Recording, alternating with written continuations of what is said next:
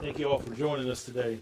And I know there was some question about, as we go forward and share some information today, I know there was some question about when we would deliver some remarks and comments. I think that's important to our community, right? But we wanted to make sure that we took some time and gathered some information. We had some good information to deliver and clear some things up. So my name is Steve Drew. I'm the Chief of Police here in Newport News, and I will tell you, this is an unprecedented situation that we're dealing with. A 6-year-old. It is unprecedented. So there are some nuances here. Last Friday was a hard day for our city, for all of us, and there were a lot of heroes. I will tell you that Saturday afternoon I was able to meet with family, and I was humbled, but I was able to meet with Abigail Zwerner. Abigail is a 25-year-old teacher, and she is a trooper. She is a hero. I talked with her, so before I talk today, I'm going to go through the timeline, establish that a little bit for you, talk about our officer response, what happened while we were there, and where we're at in our investigation. But please remember that we are only 3 days into this, that there's a lot of things that still need to happen, and I'll talk about that as we go forward. But there are some questions that we will not be able to answer because of where we're at with this investigation. When I met with Abigail's family on Saturday, and they took me up to her room, she asked me, first question, do you know how my students are? She was worried about them. And then today, when I went back to share with her that we were going to hold this press conference today, she again asked me, do you know how my students are? And that touched me, and her family and her mother. Abigail wanted me to tell you all, but primarily her students and her parents of her students, that she is in stable condition, and that she is thankful for the thoughts and prayers that have gone out to her, the people that have reached out not only here locally, across our state and across our nation. She is very, very appreciative of the support that she's getting and continues to get. So I just want to establish with you a brief timeline. Last Friday at Rich Neck Elementary School on January the 6th, at 1:59 a call came in advised that a teacher had been shot, and there was no other information that came forward. Officers were dispatched at 2:00 p.m. Personnel to Rich Neck Elementary. And anytime we have a situation where there is a shooter or the believed a possible active shooter, officers are going to come from all over. So there were officers from different areas there. At 2:04, 2 sheriff deputies arrived at the school and entered the classroom where the shooting took place. And we'll talk a little bit shortly here. There was not an active shooter going on throughout the school. Everything happened in one classroom. 2 sheriff deputies entered at 2:04, and about 8 to 10 seconds behind them, 2 officers entered. When they entered the room, they found a 6-year-old child that was being physically restrained by a school employee. The child became a little combative, actually struck the school employee that was restraining him, and officers then took control of him and escorted him out of the building, placed him in a police car with an officer inside and outside that vehicle. Once that had occurred, there was a systematic evacuation of rooms and hallways for safety. So we still weren't sure exactly what all we had at that point. On the timeline, I want to go back and talk about the other response. As we said, at 2:04, deputies and officers responded. At 2:06, medics arrived at the school. At 2:07, the medics were cleared by officers to enter the building, that room was safe, or we had someone had been injured. At 2:09, they made contact with Abigail, and at 2:11, she was transported to a local hospital where she's currently undergoing treatment. And again, if I didn't state earlier, she is still listed in stable condition, and I had a good conversation with her today. We talked a little bit about when the officers arrived. The young man was taken into custody and escorted out of the building.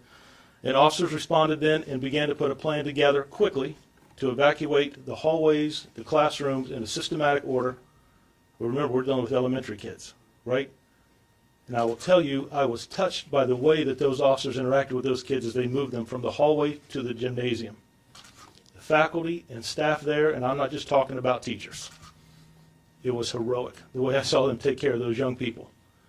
Officers and faculty members took the students into the gymnasium. That's where they would stay until they were reunited with their family. The individuals that were in the classroom were taken to the library where they were held there, kept there with detectives, a couple of teachers, and eventually some school counselors. When they arrived, we escorted them safely to that area as we continued to clear the building so that they could be, the professionals could be with our young people, with students.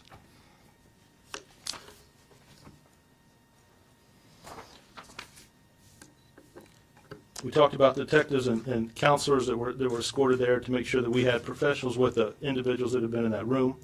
Once the building was safe, forensics entered the classroom and processed the crime scene. I want to share with you what we recovered there.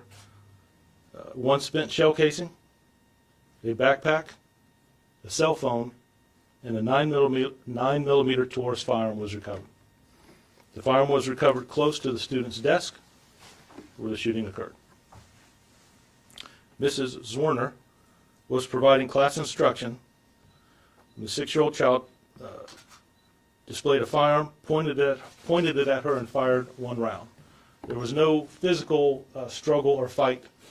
She was providing instruction to her class. There was one round fired. Abigail took a defensive position, and what I'm sharing with you is because she has allowed me to share it. She took a defensive position where she raised her hand. The round went through her hand, exited the rear of her hand, and into her upper chest. And that's as far as I'm going to go with that. I'm not a physician, and the complications there, but that was the injury as she leaned back and took that round. She suffered a gunshot wound, but she was still able to get all of her students out of that classroom. From the video surveillance we have of the hallway, you can see the students running out of that classroom across the hall into, and I'm estimating about 17 to 20 students out of that classroom across all into other classrooms. Mrs. Warner was the last person to leave that class. She made a right turn and started down the hallway, and then she stopped. And she turned around. She turned around to make sure that every one of those students was safe.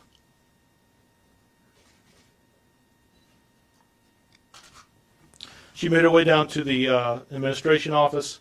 We would later find out that she was given first aid as dispatchers talked to individuals who had made phone calls, and they took care of her through communications until the paramedics got with her.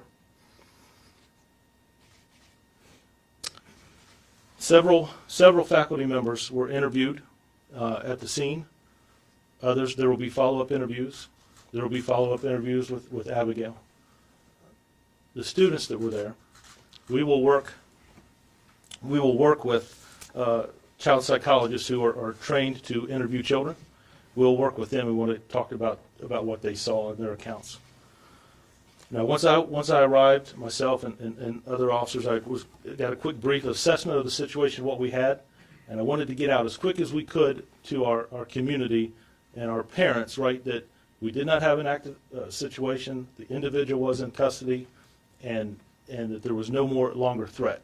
I tried to explain a little bit about how children were being moved to the gymnasium.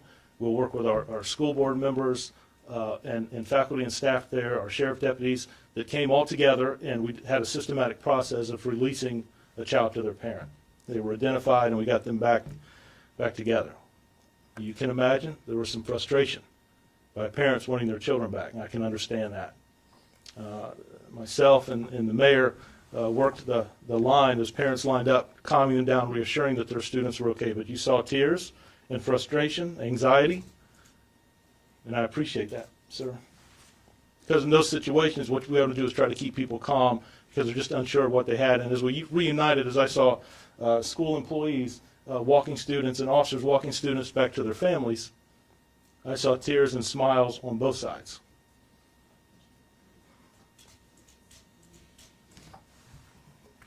Almost in that moment of seeing our fire department, sheriff's department, police officers, school board members, school officials working together to reunite those children and loved ones, and the care that they took for those young people, it was amazing.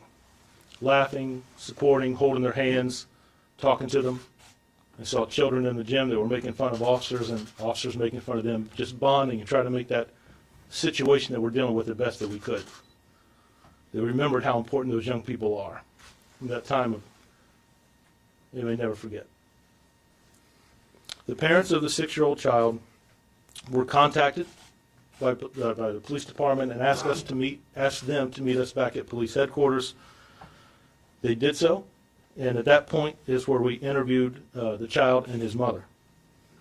And we determined that the firearm was in the residence where they lived, and the child had obtained that firearm, placed it in his backpack, and brought it to school. He was brought to school that day by his mother later that morning. The 6-year-old child brought to school, like we said there, and it was determined we wanted to know about that firearm. It's one of the things that we did in our press conference. There was one of the questions I had: where did that firearm come from? The firearm was legally purchased by the child's mother out of York County. Detectives. So after we had this information, like I said, this is unprecedented. We're dealing with a 6-year-old. Detectives talked with Human Services and Child Protective Services, our Commonwealth Attorney's Office. I've talked to Mr. Gwynn several times, as late as last night and this afternoon. The Community Service Board, which addresses mental and behavioral health. Due to the age of the child, we made these contacts and conversations to seek guidance on possible services, because none of us have a lot of information dealing with something like this. Based on this conversation, an emergency custody order was initiated by detectives, and the 6-year-old child was transported to a local hospital where he was evaluated. The CSB, Community Service Board, determined that a temporary detention order would be obtained from a magistrate, and the child is currently receiving treatment at a medical facility. Now, the department will continue to conduct this investigation, which will consist of follow-up interviews. We want to talk to the individuals that were in that classroom with help of a child psychologist. We want to meet with Human Services or Child Protective Services to see if there's any interaction or any cases that they have with the family or the child. And we also want to work with Dr. Parker and his staff, which have been extremely forthcoming with information of any issues they may have dealing with the child's behavior or any behavioral issues or concerns.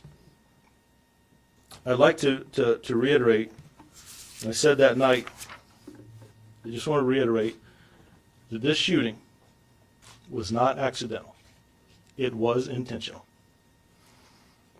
Now, I believe, and I told her today, I believe that Miss Zorner, Abigail, that she saved lives on Friday. I cannot be more impressed with the faculty and staff of the school.